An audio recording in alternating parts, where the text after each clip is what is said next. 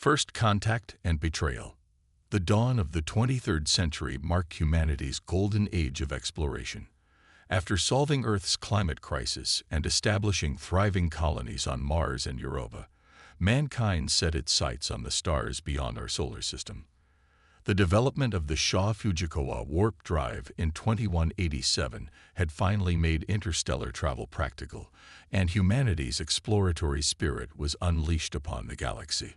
Admiral Ilara Vega stood on the observation deck of the UES Pathfinder, Earth's most advanced exploration vessel. Through the massive viewports, she watched as her crew prepared for first contact with the Viridians. The alien civilization had been discovered 3 months earlier when their signals were intercepted by Earth's deep space array. After careful analysis and gradual communication, both species had agreed to meet in neutral space, an uninhabited star system halfway between their territories.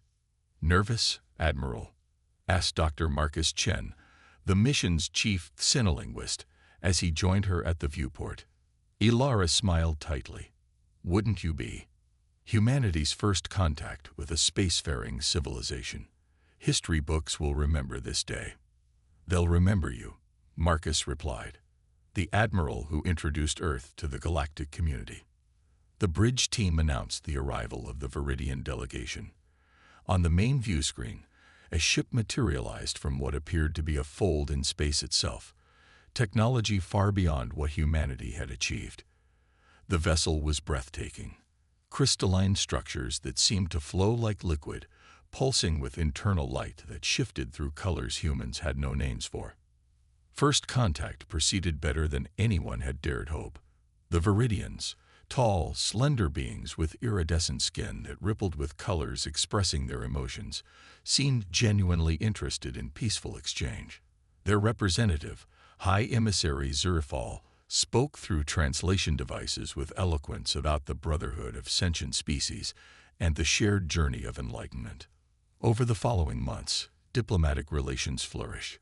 Earth opened an embassy on Viridia Prime, and Viridian representatives were welcomed to Earth. Cultural exchanges began, and scientific collaboration yielded advances that benefited both species. The Viridians shared limited knowledge of their folding space technology, while humans offered insights into biological adaptability and ecological restoration that intrigued the aliens.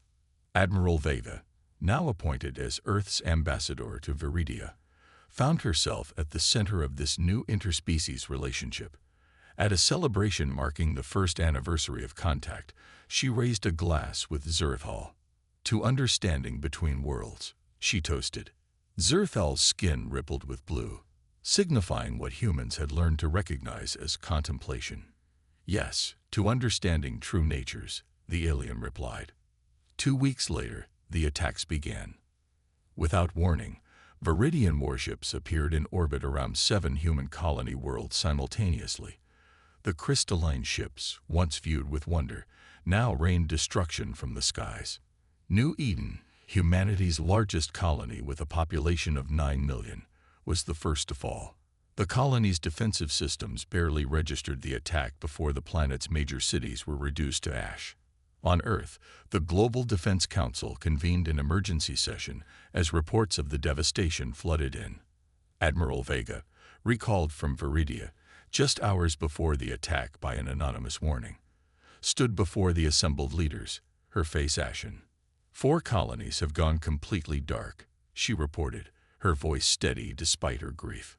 3 others are under active bombardment. Conservative estimates put the death toll at 28 million civilians. General Ibrahim Santos, head of Earth's defense forces, slammed his fist on the table. "Where was the warning? Where were our intelligence services?" "The Viridians played us perfectly," Vega replied. "They showed us exactly what we wanted to see, a peaceful, advanced civilization willing to share knowledge. Meanwhile, they studied our defenses, our colony layouts, our military capabilities." President Arya Nakamura's voice cut through the chaos. "What are their demands?" A holographic projection appeared at the center of the table, the aristocratic features of High Emissary Zerthal, now speaking not with diplomatic pleasantries but cold calculation. "Humanity has been evaluated and found wanting," the alien announced. "Your species shows concerning patterns of rapid adaptation and resource consumption. The Viridian ascendancy has determined that your unlimited expansion presents an unacceptable future risk to galactic stability. You are hereby confined to your home solar system. Any attempt to rebuild colonies beyond Mars will result in the sterilization of Earth. Be grateful for our mercy. Lesser species receive no warning at all." The message ended, leaving the council room in stunned silence. "They're afraid of us," Vega finally said. "Not what we are now, but what we might become." "That's absurd," Minister Chen objected. "Their technology is centuries beyond ours. They can fold space itself. Yet they struck first, without provocation," Vega countered. "That's not the action of a confident species. That's fear." President Nakamura studied Admiral Vega carefully. "You have insight into these creatures. What do you recommend?" Vega straightened her shoulders. "Officially, we comply. We send formal acceptance of their terms, decommission our extrasolar vessels, and bring all remaining colony ships home." "And unofficially?" General Santos asked. Admiral Vega's eyes hardened. "Unofficially, we prepare. The Viridians think they know humans, that we'll accept defeat, that we'll surrender our future. They've studied our technology, but not our history, not our determination." "What exactly are you proposing, Admiral?" the President asked. "Operation Lazarus," Vega replied. "While we appear to accept defeat, we secretly build something the Viridians would never expect. A response that exploits the weaknesses in their seemingly perfect technology." "What weaknesses?" Defense Minister Rodriguez scoffed. "They wiped out our colonies before our people could even send distress signals." Vega activated her personal data pad, displaying information she'd been quietly gathering during her time as ambassador. "The Viridians rely on predictable energy patterns. Their folding space technology, their weapons, even their communication systems. They've been the dominant species for so long they've stopped innovating. Their technology is powerful but inflexible." "And how do you know this?" General Santos asked suspiciously. "Because I received a warning before the attack," Vega revealed, "from a Viridian scientist named Halvor. Not all of them support this preemptive genocide. He shared critical information before he was discovered and executed." The council debated through the night. By morning, they had reached a decision.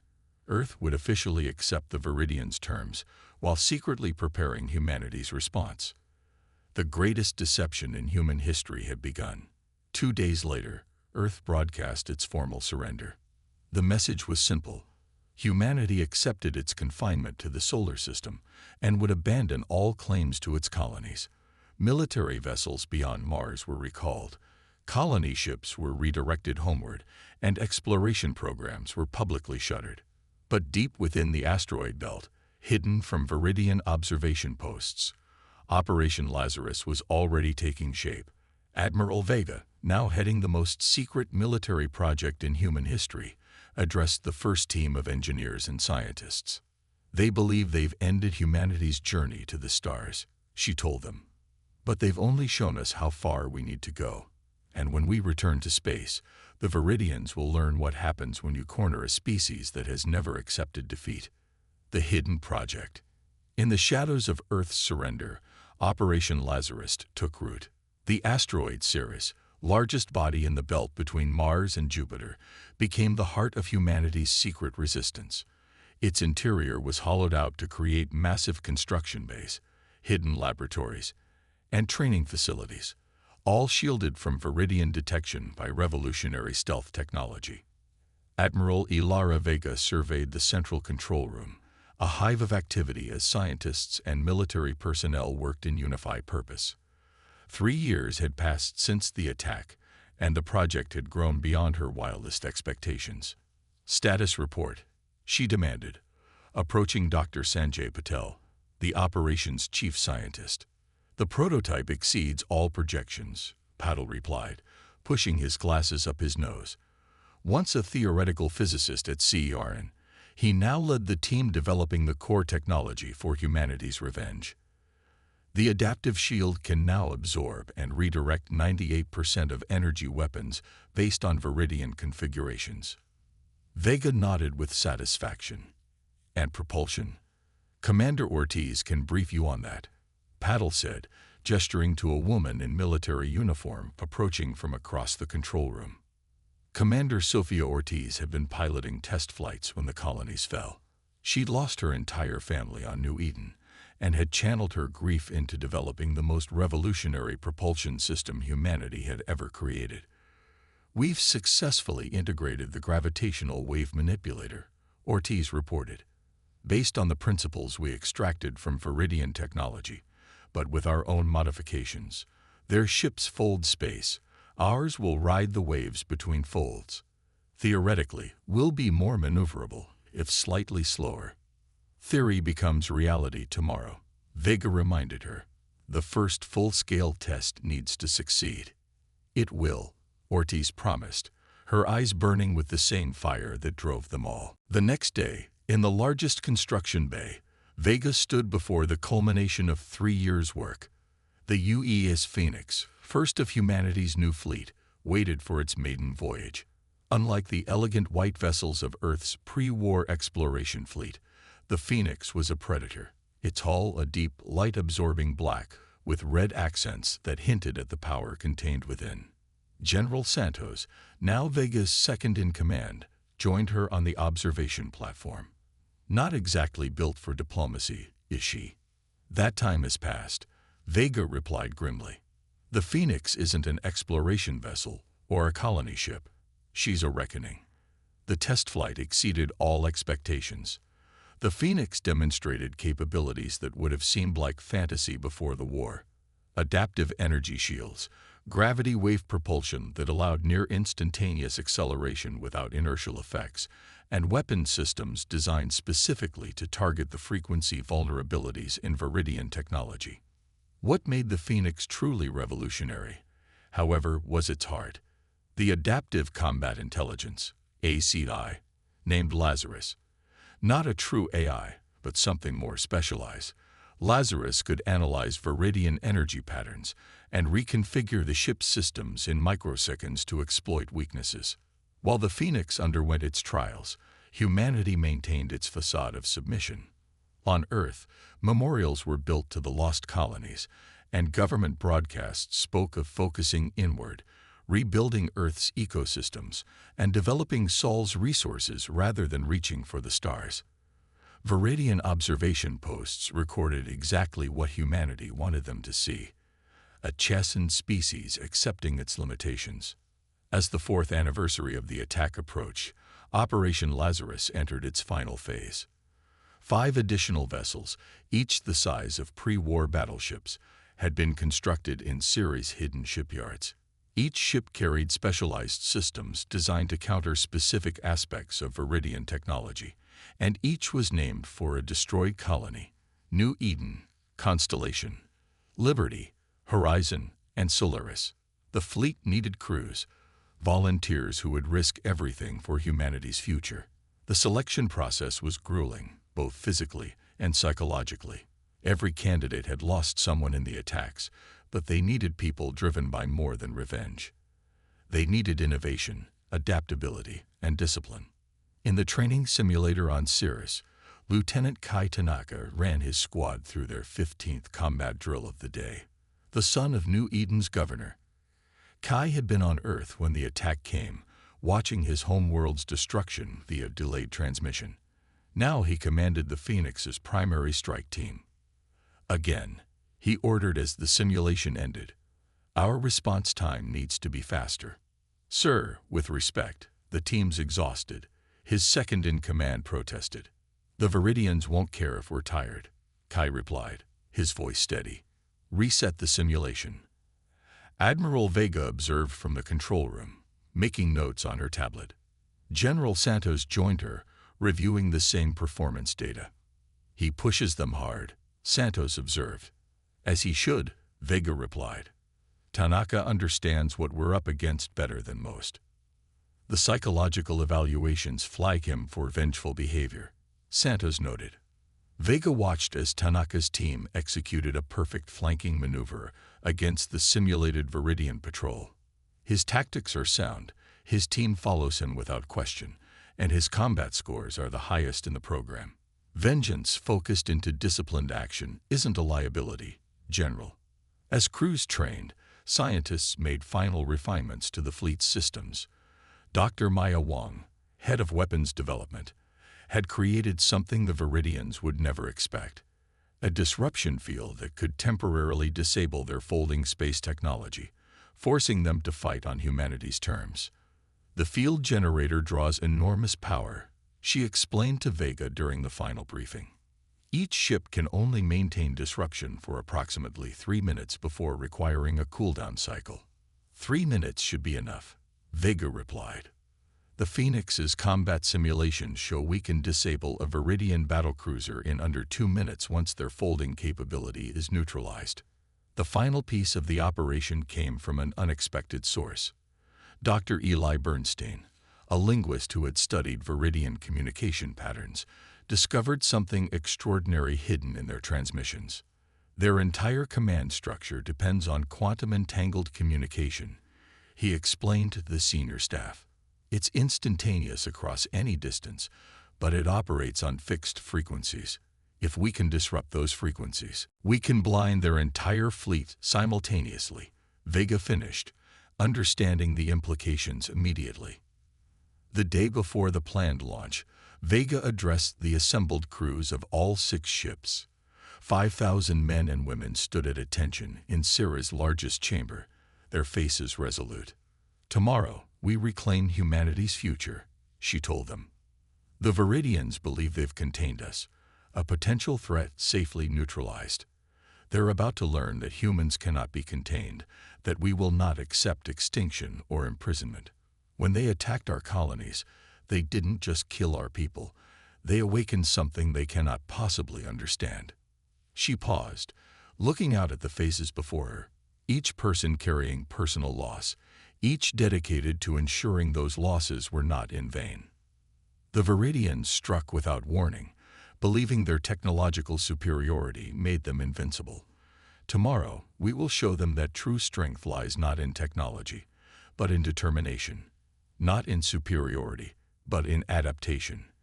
They may have advanced weapons, but we have something far more powerful, the unbreakable human spirit.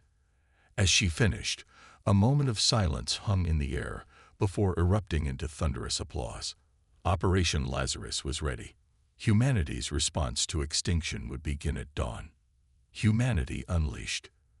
The Viridian observation post orbiting Jupiter had one purpose: monitor human activity to ensure compliance with the confinement edict. For 4 years, the crew had observed nothing of concern: occasional transport ships between Earth and Mars, mining operations in the asteroid belt, all within permitted parameters. The assignment was considered routine, even boring. Commander Talzin yawned as he reviewed the daily sensor logs.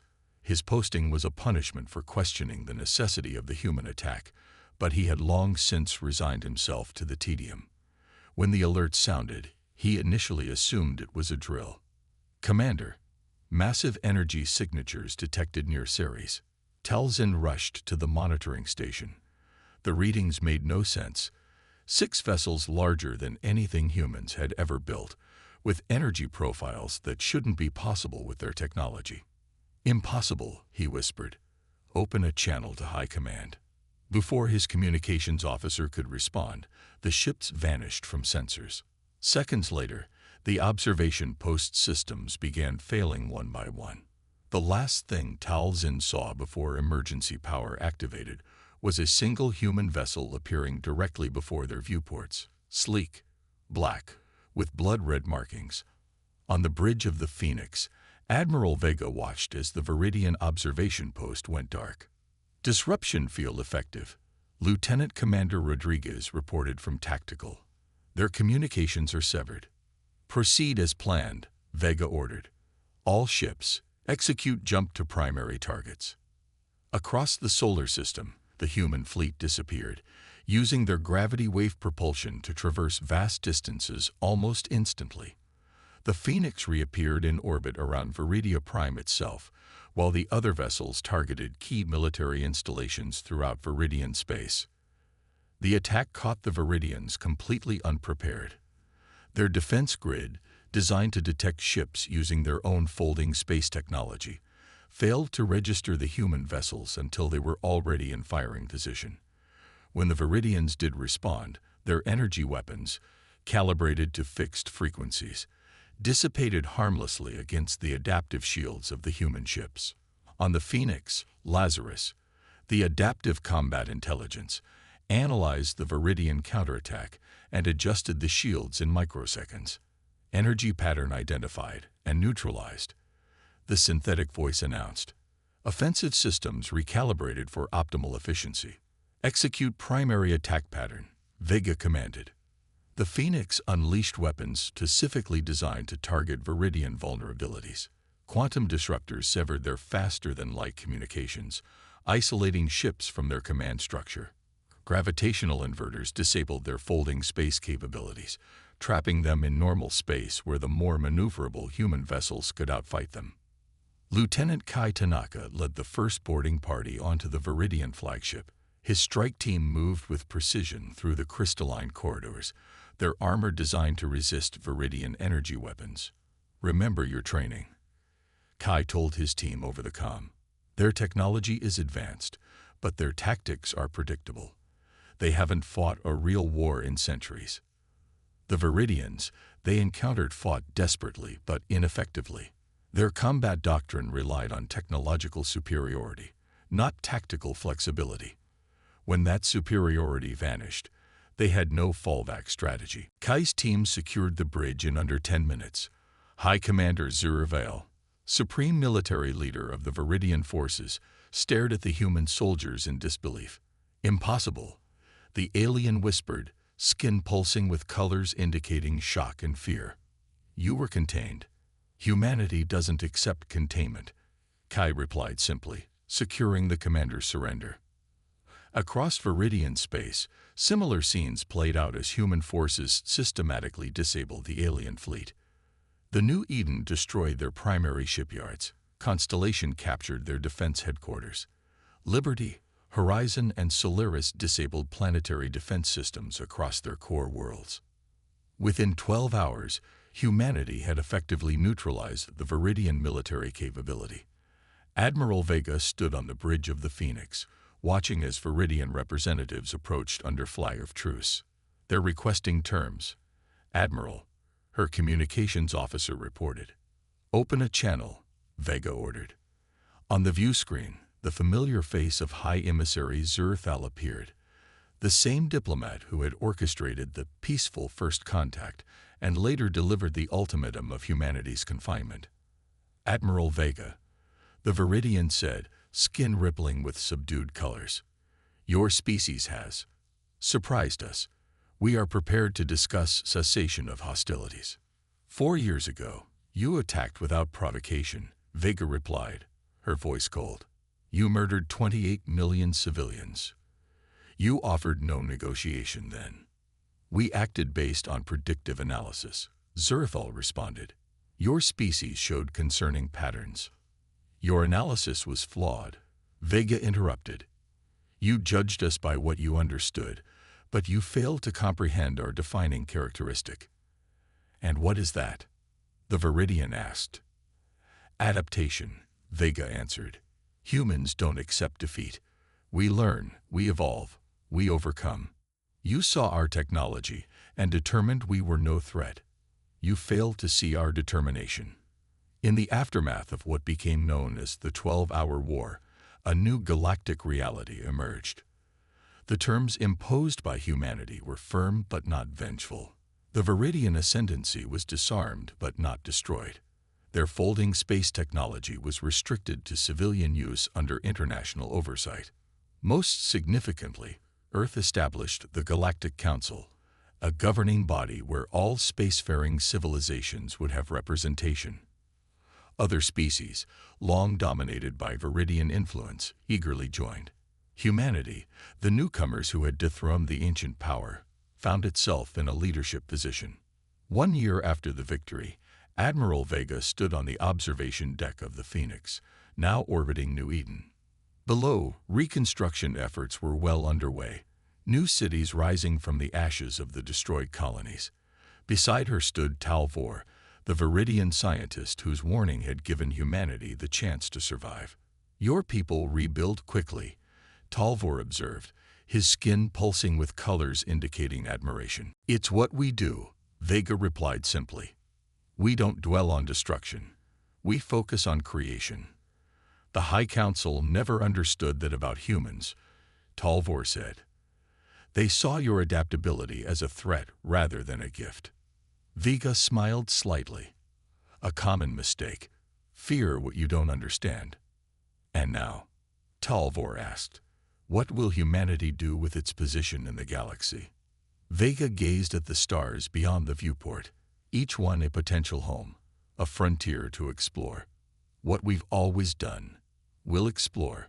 We'll learn. We'll grow.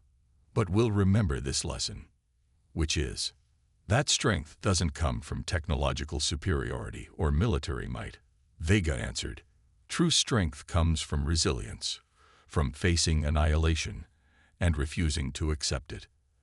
As the Phoenix prepared to depart for Earth, carrying Admiral Vega to the opening session of the Galactic Council, she took one last look at New Eden. From the ashes of humanity's darkest hour had emerged something unprecedented, not just recovery, but transformation. The species that had been judged unworthy of the stars now stood as their guardians. The Viridians had struck first, believing their action would end a potential threat. Instead, they had awakened humanity's greatest strength, the indomitable will to overcome any challenge, to rise from any defeat, to face any adversity with innovation and determination. The stars, once threatened to be forever beyond humanity's reach, now awaited the touch of a species that had proven itself worthy of the cosmos not through power, but through perseverance.